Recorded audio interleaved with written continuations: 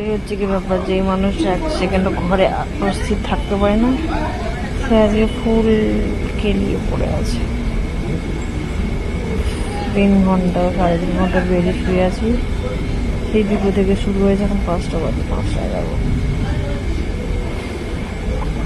জানি না কবেই সব ঝামেলা শেষ হবে।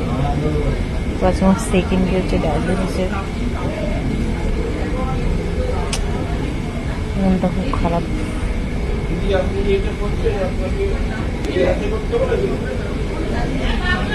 কত মানুষ এইভাবে ভুগছে।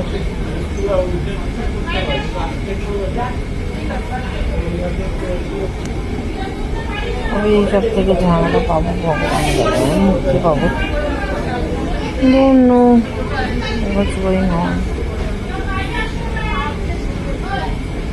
কিছুক্ষণ আগে তো অনেক প্রবলেম হচ্ছিল।